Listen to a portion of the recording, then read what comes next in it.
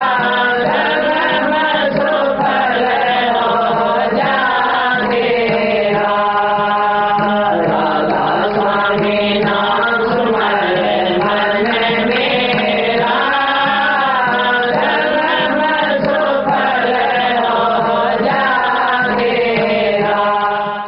तो सत्संग कार्यक्रम आजकल विज्ञान का इतना प्रसार हो गया कि दुनिया के किसी भी कोने में बैठा रहे वहीं सत्संग पहुंच जाता है और सुनने को आपको मिलता है। लेकिन उस सत्संग की बजाय ये सत्संग जो आमने सामने बैठ के सुनते हो उसका कुछ आनंद अलग है। ये जिंदा सत्संग है, वो मुर्दा सत्संग है। मुर्दा का मतलब उस पर इतनी तवज्जो हमारी नहीं जाती। हाँ, अगर ये सुना हुआ होता है और उसके बाद दोबारा उसको सुनते हैं तो बड़े गौर से सुनते हैं। वाणी आपने सुनी, इस वाणी में 3 बातें कही गई। नंबर 1, इसमें विरह कितनी थी गुरु के प्रति। दूसरी बात, तड़प उसमें कितनी। और तीसरी चीज, प्रार्थना उसके लिए। और वाणी में कहा गया कि अंतर दर्शन गुरु दीजिए। बात बहुत बड़ी है। अंतर दर्शन की बात जब करनी चाहिए जब बाहर के दर्शन आदमी अच्छी तरह से करना सीख जाए। अच्छी तरह से करने का मतलब क्या है कि जब किसी से आपका प्रेम होता है तो उसको देखने मात्र से ही आपके दिल में उमंग पैदा होती है, प्रीति जागती है और बहुत उनके प्रति भावना आपकी ऐसी हो जाती है कि विरह लगती है। उनको देखे बिना, उनसे बात किए बिना आपको शांति नहीं मिलती। और सच्ची विरह गुरु की होनी चाहिए। दुनियादारों के साथ जो विरह करते हो वो तो दुनिया में हमें फंसाने वाली है, वो एक बंधन है।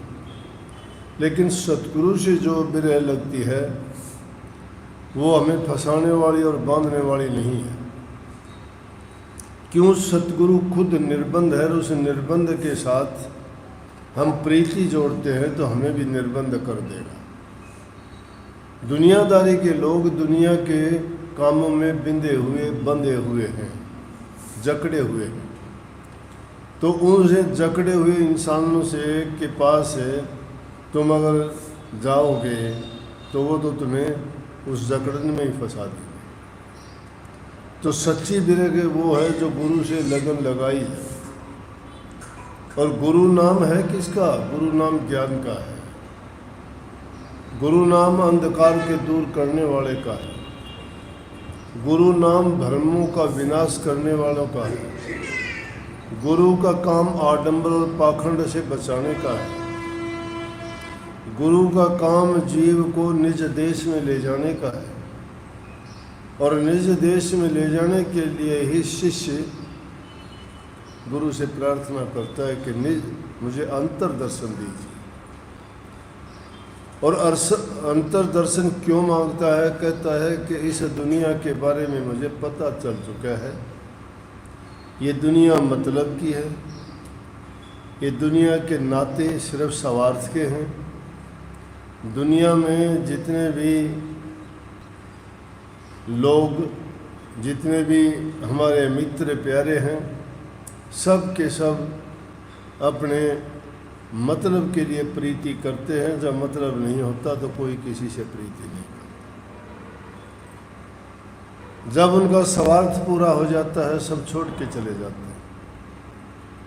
लेकिन एक सतगुरु ऐसा है जो तुम्हें दुख में, दर्द में, पीड़ा में, तकलीफ में संभालता है। अब गुरु से प्रीति जो जोड़ लेता है तो उस पर गुरु का ही रंग चढ़ जाता है। गुरु पे कौन सा रंग है? गुरु के पास अरंग है, अरंग जिसका कोई रंग ही नहीं, जिसमें कोई स्वाद ही नहीं है। ये एक अजीब बात है। प्रभु के नाम में ना कोई रस है, ना कोई आनंद है, ना कोई उसमें किसी प्रकार का स्वाद है। क्यों नहीं है? कि वो इंद्रियों का भोग नहीं है, वो शरीर का जो रस लेने वाली चीज़ है उससे नहीं मिलता है। उसमें तो आनंद और रस जो है वो, लेकिन दुनिया में उसका कोई मुकाबला नहीं। और उस रस को कैसे प्राप्त कर सकते हैं? जब गुरु से प्रीति जोड़ते हैं। अंतर्दर्शन का मतलब क्या है? अंतर्दर्शन का मतलब है कि वो नूरी गुरु, विदे गुरु जिसकी हम भक्ति करते हैं, निर्गुण। हम निर्गुण की भक्ति करते हैं, गुण वाले की नहीं। सरगुण वाला कौन होता है? जो देह रूप में होता है सब प्रकार के, लेकिन सरगुण से ही निर्गुण की ओर जाने का रास्ता संत मत बताता है। सरगुण से जब तक तुम्हारी दोस्ती नहीं है, उनके साथ लगन नहीं है, तो निर्गुण को नहीं प्राप्त कर सकते। निर्गुण वही नूरी गुरु की बात करते हैं जिसकी हम खोज और तलाश करते हैं। ये जो दुनिया तो बड़ी लंबी चौड़ी है, उसको खोजने की ज़रूरत के बजाय अपने आप को अगर हम खोज लेंगे तो हमारे अंदर में ही वो नूरी गुरु हमें मिलेगा। अंतर्दर्शन करना चाहते हो तो उसके लिए गुरु की आज्ञा, गुरु का उपदेश, गुरु की शिक्षा और गुरु की भक्ति करनी पड़ेगी। क्योंकि जिसकी तुम भक्ति करोगे वही आपको उस नूरी गुरु का, उस अंतर्गुण के दर्शन करवा सकता है। जब तुम्हारा स्थूल देह से प्यार नहीं है तो सूक्ष्म कहाँ से मिलेगा? उसको पाने के लिए जिस प्रकार से इस मकान को बनाने के लिए जब ये बीम डाले गए, ये छत डाली गई, तो नीचे और कोई चीज़ लगा के इसको कच्चा किया गया था, और जब ये ऊपर से पक गया तो उसको निकाल लिया गया था। गुरु को इसी प्रकार से इस दुनियादारी में प्रथम सीधी गुरु ही वो काम करता है। जब गुरु से सच्ची प्रीति जुड़ जाएगी, प्रीति भी कैसी, उसमें गुरु और शिष्य के दो भेद नहीं रहते। अब जब गुरु से प्रीति जुड़ जाती है तो उसको ऐसी लगन लगती है, सोते बैठते उठते जागते खाते पीते वही सुमरण, वही चिंतन, वही ख्याल, वही विचार, दूसरी चीज़ में विचार जाता नहीं है। और वही करते करते ख्याल पक जाता है। इसीलिए हम बनावटी जो चीज़ है उससे असलियत की ओर जाते हैं। बाहर से मोड़ के अंतर की ओर जब जाएंगे तो दुर्लभ नहीं, बड़े सुलभ दर्शन हैं, लेकिन उसके लिए हमारा साहस होना चाहिए, मेहनत हमें करनी है, त्याग होना चाहिए, तप और साधना पक्की होनी चाहिए। वो कौन सा तप करोगे, कौन सा त्याग करोगे, कौन सी साधना करोगे, ये भी संत मत में सच्चे तरीके से बताया जाता है। त्यागने वाली चीज़ों को त्याग देना चाहिए। संत मत में ये नहीं कि हम ये कहते हो कि बच्चों को त्यागो, घर बार को त्यागो, पत्नी को छोड़ दो, काम करना छोड़ दो, गलत बात। अगत और जगत दोनों बनाने के लिए पहले जगत को बनाओ।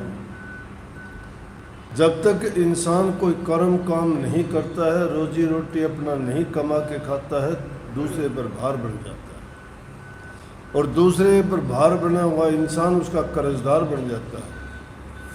तुम कोई भी किसी से चीज़ अगर लेते हो तो समझो तुमने वो एक प्रकार का कर्जा उससे ले लिया। इसलिए पहला काम है अपना काम करके खाओ, कमा के खाओ, पहला नियम है। जो अपना कमा के खाता है उसमें क्या है कि उसका शुद्ध अन्न होगा, और जो जब अन्न शुद्ध होगा तो उसका मन भी शुद्ध रहेगा। जो लोग शुद्ध अन्न नहीं खाते, शुद्ध खान पान उनका नहीं है, चोरी का, ठगी का, बेईमानी का, हेरा फेरी का, भ्रष्टाचारी का या गलत तरीके से किसी का गल काट के अगर किसी ने कमाया है, लेके आया है, और वो अपनी संतान के लिए, अपने लिए उनको खिलाता है, पिलाता है, तो उनके विचार कभी शुद्ध नहीं हो सकते। चाहे उनको साक्षात ब्रह्मा जी आके क्यों न, महादेव जी क्यों न आके, या विष्णु भगवान भी उनके सामने आके उनको अगर दीक्षा और शिक्षा दे, नहीं बन सकते। संतों ने सबसे सुलभ यही बताया कि प्रथम अपना काम करो, काम ऐसा करो उसमें सत्यता होनी चाहिए, वो धर्म का पालन है, क्योंकि सत्य धर्म है। सत्य धर्म का पालन कब होता है? जब इंसान सब काम सच्चाई के साथ करता है। अगर किसी का दिल दुखाया तुमने, और दिल दुखा के कोई चीज़ किसी से ले ली, तो क्या तुम्हें वो चीज़ खुशी दे पाएगी? फलीभूत नहीं होगी।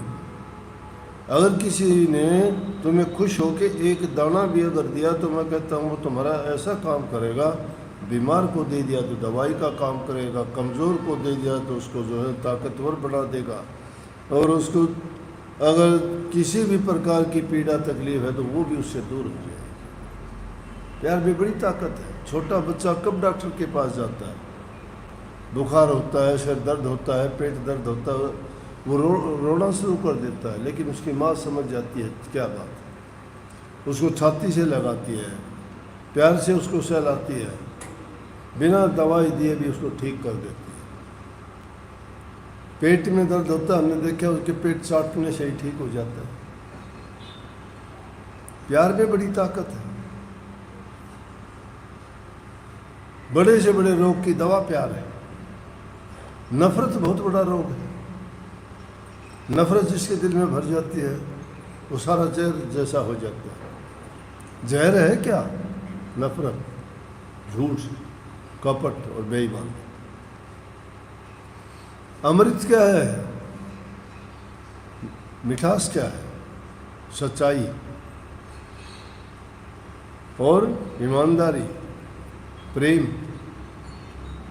ये चीज़ें जब इंसान के दिल में आ जाती हैं तो उसकी भक्ति पूरी हो जाती है। और ये चीज़ें जिसके पास नहीं है ना, वो चाहे गीत सारी ज़िंदगी गाता रहो, उसको कुछ नहीं मिलने वाला। अपने जीवन में जो चीज़ें हैं, संत जो कहते हैं उस चीज़ को अमली जामा पहना के देखो, तुम्हें करने की ज़रूरत नहीं है, हो गया उसी में। क्यों? ये उसी के तो अंग हैं, उसी की शाखाएं हैं। उन शाखाओं को अगर तुम पकड़ते चले जाओगे, पेड़ अपने आप हाथ में आ जाएगा। लेकिन तुम तो सीधे ही पेड़ को पाना चाहते हो कि अंतर दर्शन दीजिए, अंतर दर्शन यूं ही कैसे दे देंगे? पहली चीज़ है इंसान अपना कमा के खाए, वो भी शुद्ध होना चाहिए। शुद्ध अन्न खाओगे, शुद्ध मन होगा आपका, उसमें शुद्ध विचार होंगे, आपका जीवन पवित्र होगा। शुद्ध अन्न, सात्विक भोजन खाने वाला इंसान किसी का बुरा नहीं कर सकता। लेकिन जो आदमी बुरा या हेरा फेरी का खाता, वो हिंसक हो जाता है, क्योंकि वो उसने बुरे ख्याल, बुरे विचार, उसमें जो भी चीज़ है उसमें यूं का यूं असर होता है। आप भी खाना बनाती हो, कभी गुस्से में खाना बनाती हो और उसको बच्चे या घर वाले खाते, विरोधी हो जाएगा। अगर तुम बनाते वक्त प्यार से खाना बनाती हो तो जो भी उस खाना को खाएगा उसको बड़ा शांति और प्यार मिलेगा। खाना खा के कहेगा बड़ा हमें आनंद आया इसमें। क्यों? बनाने वाले के जो विचार और ख्याल हैं उस काम में सब उसी में जो। अब जो आदमी मुर्गा बकरा मार के खाते हैं वो मिमाता है, उसका गला काटा जाता है, वो बेचारा अपनी भाषा तो हम उसकी नहीं समझते, लेकिन वो जब अपनी भाषा में क्या क्या कहता होगा, कितनी बद्दुआ देता होगा, जो इंसान उसको खाता है मार के, तो सुखी कैसे रह सकता है? लेकिन लोगों को एक भ्रम हो जाता है कि ना किसका क्या होता है। नहीं, कर्म का लेखा मिटता नहीं है। अब अगर चला गया आगे साथ जाएगा तुम्हारे, अब बच जाओगे कोई बात नहीं। कर्म तीन प्रकार के, एक कर्म है क्रियमान कर्म जो अभी करते हैं, एक कर्म है संचित जो जन्म जन्मांतर हम कर्म करते आए, भोगते रहे साथ में, जो पूरे नहीं भोगे गए तो ब्रोड फॉरवर्ड होते गए। और एक होता है प्रारब्ध कर्म, जो पिछले ही जन्म में हमने किया था। प्रारब्ध कर्म का फल हमें अब मिलता है, लेकिन जो कर्म का भार जन्म जन्मांतर से बचा हुआ इकट्ठा है, संचित कर्म है, वो जब तक भोग नहीं लिए जाते जीव का पीछा नहीं छूटता। कितने लोगों को नहीं देखते, कई बार ऐसे बच्चों को देखते हैं, कोई गर्दन नहीं उठाता, कोई पैरों से चल नहीं पाता, किसी की आंखें नहीं है, कोई लूला लंगड़ा है, कोई कैसा है, वो एक प्रकार का क्या है जिसमें कोई समझ नहीं, ज्ञान नहीं। उसने जीवन में आके क्या किया? अब तो कर्म किया ही नहीं उसने। इसका मतलब पिछला कोई कर्म तो था ही उसका। और एक देखते हो बिना काम किए भी उसको सब कुछ प्रॉपर्टी मिलती है, घर मकान मिलता है, कोठी बंगले कार मिलते हैं, बड़े बड़े उसको व्यापार मिलते हैं, धन दौलत मिलती है, अच्छा परिवार मिलता है, सब प्रकार की खुशियाँ होती हैं। इसका मतलब कोई ना कोई तो उसने नेक कर्म किए हैं पिछले जन्म में, बिना नेक कर्म किए नहीं मिलते।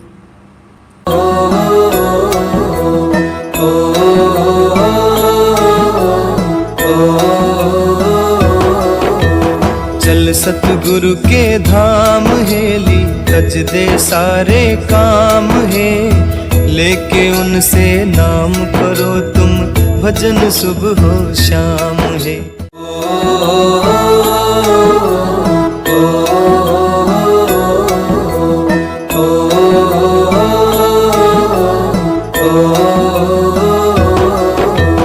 चल सतगुरु के धाम हेली, रज दे सारे काम है, लेके उनसे नाम करो तुम, भजन सुबह हो शाम है।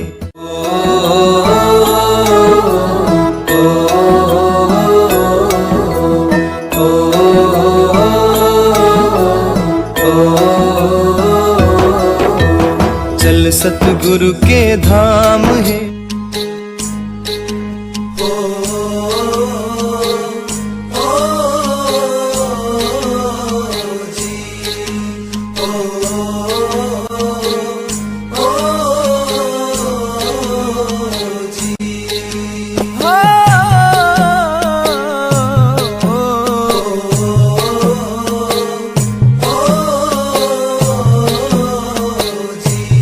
ले ले टिकट नाम की भाई, ये जहाज अमरपुर जागा। ले ले टिकट नाम की भाई, ये जहाज अमरपुर जागा। ये जहाज अमरपुर जागा, ये जहाज अमरपुर जागा। ये जहाज अमरपुर जागा, ये जहाज अमरपुर जागा।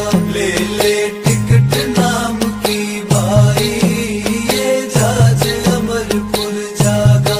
ले ले टिकट नाम की भाई, ये जहाज अमरपुर जागा। सोने का ये वक्त नहीं है, जाग जाग फिर सोवे ना। हीरों जैसा जन्म मिला है, कोड़ी की तरह खोवे ना। तेरा तुझ में छिपा होया है, पत्थर पानी टोवे ना। पूजा पाठ व्रत करो, कितने इनते फायदा होवे। ये कर्म का सिलसिला इस जीव के साथ बंधा हुआ है, और जीव उस कर्म के कारण ही, इसी कर्म को काटने के लिए संतों ने उनको सूरज शब्द का योग और भक्ति का रास्ता दिखाया कि जो अपने कर्म को अगर सुधारना चाहते हो तो तुम संतों की शरण में जाओ, सत्संग करो और उनसे दीक्षा लेकर नाम की कमाई करो। वो नाम एक ऐसी दवाई है जो तुम्हारे सब दुखों को, चाहे वो संचित कर्म है, चाहे प्रारब्ध कर्म है, चाहे अभी कर्म तो फिर करोगे नहीं आप सही रास्ते। अब आप सत्संग से जुड़े हो, आप में से कितने लोग पान खाते हो? नहीं खाते। कितने लोग शराब पीते हो? नहीं पीते। कितने लोग बीड़ी सिगरेट पीते हो? नहीं पीते। पहले करते थे ये काम, पान चबाते थे, सिगरेट पीते थे, शराब भी पीते थे। अब भी बहुत से आप में नहीं ऐसे लोग हैं, अपने आपकी जाति के लोग अंडे खाते हैं, मांस खाते हैं, होटलों में खाना खा के क्या क्या उपद्रव करते, क्यों करते हैं कि नहीं करते? लेकिन वो अगर संतों की शरण में आ जाते हैं तो बच जाते हैं। अब कितने लोग हैं, उनमें क्या पता किसने बनाया, क्या बनाया, क्या पता कैसा जीव मारा गया था, उस जीव ने क्या पता क्या खा के उसमें कोई जहर था या गला सड़ा था, वो कहीं मरा हुआ पड़ा था, वो तो काट के उसको गर्म करके दे दिया, और वो लोग 2 बूंद शराब की पी के बेवकूफ़ होके उनको खाते हैं। वो मिट्टी को खा के क्या बनता है इंसान? बुद्धि भ्रष्ट होती है, शरीर खराब होता है, रोग लगता है, बदनामी होती है, लोग नफरत करते हैं उससे। अरे क्यों ना अच्छे शुद्ध भोजन खाओ, चाहे रूखा सूखा खाओ। वो सात्विक भोजन इंसान के विचारों को ऐसा शुद्ध और पवित्र कर देगा, वो तो कीड़ी को भी दुख नहीं देगा, बल्कि वो कीड़ी भी उसको दुख दे के उसको अगर काट के चली जाएगी तो भी सोचेगा चलो कर दिया, उसको मारेगा नहीं। दया होता है, दया धर्म का मूल है। तो पहली चीज़ है कि इंसान अपने अन्न को सुधारे। अन्न जब शुद्ध और पवित्र होता है तो कर्म अपने आप से उसके शुद्ध और पवित्र हो जाएंगे। अब इन्हीं चीज़ों से आगे तक का सिलसिला चलेगा। जिसके विचार शुद्ध और पवित्र होंगे वही संतों की शरण में जाके उनसे नाम की दीक्षा लेगा, क्योंकि फिर अगला उसका कदम क्या होगा कि मैं भी अब संतों के पास ये चीज़ है तो मैं भी उस रास्ते पे चल के मैं भी क्यों ना उसको प्राप्त करूं। अरे धनवान को देख के धनवान बनना चाहते हो, विद्वान को देख के विद्वान बनना चाहते हो, पहलवान को देख के पहलवान खिलाड़ी बनना चाहते हो, तो संतों के पास जाके आप संतों जैसे क्यों नहीं बनना चाहते? इसलिए ये जो सेवक की जो वाणी है, उन्होंने कही अंतर दर्शन दीजिए, क्योंकि उस दर्शन के बिना मुझे वो तड़प है वो मेरी मिटती नहीं है, मेरी विरह है, मुझे शांति नहीं है। उसकी मुझे ऐसी लगन लगी है कि उसके बिना मुझे चैन नहीं पड़ता है, विश्राम नहीं मिलता है। इसलिए मुझे वो दर्शन दे के मेरी इस प्यास की तृप्ति करो, मुझे शांति दो। और जब वो दर्शन होता है फिर वो मस्त हो जाता है, क्योंकि उसने अपनी मंजिल को पा लिया। मन वांछित किसी को चीज़ मिल जाती है तो संतुष्ट हो जाता है कि मुझे जिस चीज़ की ज़रूरत थी वो मिली। ये ज़रूरी नहीं है कि वो दर्शन किस रूप में, ये ना सोचना कि भाई मुझे दर्शन अंदर के नहीं हुए, वो तो ख्याल अगर बना लोगे ख्याली दर्शन हो जाएंगे। कितने लोग यूँ ही खुश हो जाते हैं कि जी मुझे तो सपने में दर्शन हो गए थे, सपने में भी खुश हो जाते हो पा के। और जब तुम ध्यान की अवस्था में बैठोगे और जब वो नूरी गुरु या अंदर में जो नूर वो दर्शन तुम्हें मिलेगा, जब तुम्हें यकीन आएगा। ओह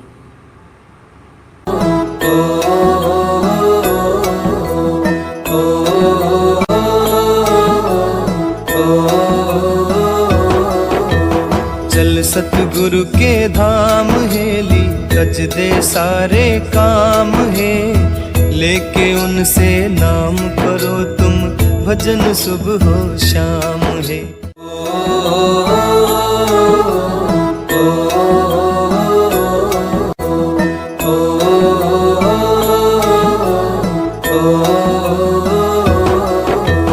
चल सतगुरु के धाम हेली, रच दे सारे काम है, लेके उनसे नाम करो तुम, भजन सुबह हो शाम है।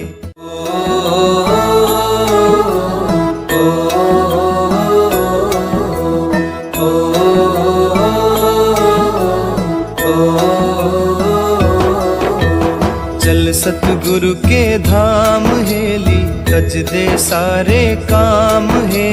गुरु दीन दयाल दर्शन दे करो निहाल, मेरा तो तू ही है रखवाला, मेरा तो तू ही है रखवाला। मेरे सतगुरु दीन दयाल दर्शन दे करो निहाल, मेरा तो तू ही है रखवाला, मेरा तो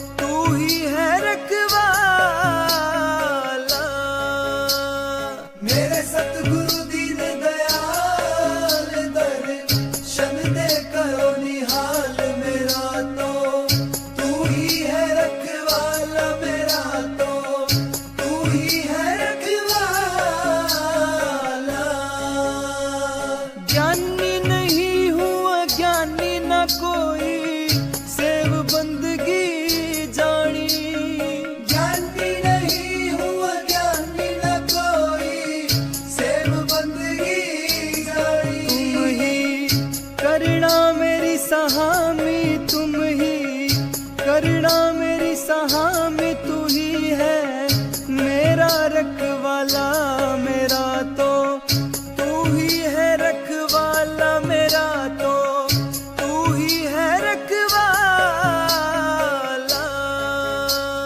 मेरे सतगुरु दीन दयाल दर्शन दे करो निहाल, मेरा तो तू ही है रखवाला, मेरा तो तू ही है रखवाला। बल पौरुष कुछ साहस नाही, बहता ब्रह्मधार के माही। बल पौरुष कुछ साहस नाही, बहता ब्रह्मधार के माही। मुझे तुम ही पार लगा ही, मुझे तुम ही पार लगा ही, तोड़ दो ब्रह्म का ताड़ा, मेरा तो तू ही है रखवाला, मेरा तो तू ही है रखवाला। मेरे सतगुरु दीन दयाल दर्शन दे करो निहाल, मेरा तो तू ही है रखवाला, मेरा तो तू ही है रखवाला। घर अंतर का दर्श दिखाओ, मेरे मन की तपन बुझाओ। घर अंतर का दर्श दिखाओ, मेरे मन की तपन बुझाओ। बस और न अब तड़पाओ, और न अब तड़पाओ, हो गया हूँ मैं बेहाला, मेरा तो तू ही है रखवाला, मेरा तो तू ही है रखवाला। मेरे सतगुरु दीन दयाल दर्शन दे करो निहाल, मेरा तो तू ही है रखवाला, मेरा तो तू ही है रखवाला। दास कंवर की सुनो